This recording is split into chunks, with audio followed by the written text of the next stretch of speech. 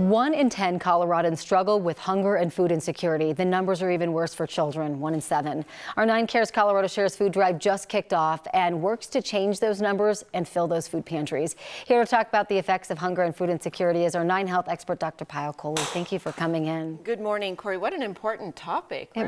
It really is, because hunger can affect so much. So talk about how hunger can affect physical, mental effects, and then also especially in kids. Yeah, so in adults, when we go hungry or we eat the wrong types of foods, we can have higher incidences of chronic disease, hypertension, diabetes, heart disease.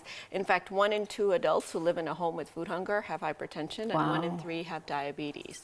And then with our kids, it's even worse, because you can imagine it can affect their growth, their immune system, their bone development, their teeth development. And we see that kids that go hungry actually get sick more often and end up in the hospital more often as well. What about like social and behavioral effects when it comes to food insecurity? It happens in adults, and it also happens in kids. So in kids, we see it much more pronounced. In fact, 50% of kids that go hungry end up repeating a grade because they have behavioral issues at school, they have trouble with social skills.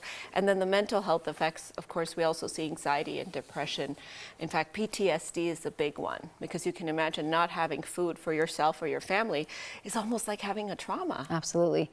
This brings me back. There was a period of time in my family where we were on food stamps and we had to go to pantries and that kind of stuff, and it was really hard as a kid. You're like embarrassed and you don't want anyone you know to see you, and it's a tough time. And so I totally understand social and behavioral issues. Talk a little bit about what the impacts of food insecurity are on the types of food that they eat. So, the American Heart Association recommends a well-balanced diet, lots of fruits and vegetables, lots of whole grains, but those types of foods are expensive. Yeah. So people with food insecurity tend to lean towards the foods that are not recommended, the processed foods, the packaged foods, high in, sodium, high in triglycerides, not a lot of fresh food. So not only do they get higher incidences of those diabetes, hypertension, but they can also develop vitamin deficiencies as a result of the types of foods that they're eating. They can become overweight, which can, of course, affect their self-esteem, and that can affect their longevity as well. That goes back to the diabetes part that you were talking about there. I mean, it just becomes this circle. But it's hard, because you're right. Food that's good for you, nutritious, vegetables, fruits, fresh, proteins, those are the expensive one. And it's the processed foods that are really cheap to come by. Yeah, easy to access and shelf stable. You can keep in your house for a long time. You don't have to worry about having access to a microwave or heating it up or anything like that even. What are some ways that people can make a difference?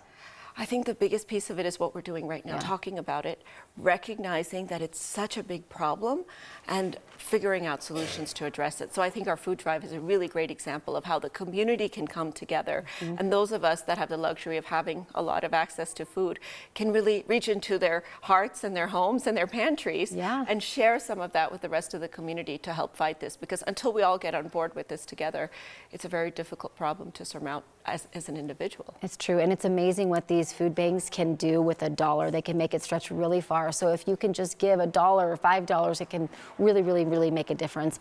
Dr. Kohli, thank you so much. So what we're talking about, of course, is the 9 Cares Colorado Shares food drive.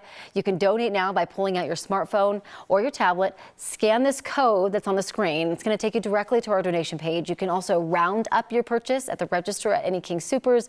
You can also join us in person for all the drives that we're going to have on June 18th. There's more information on our website at 9news.com/9cares.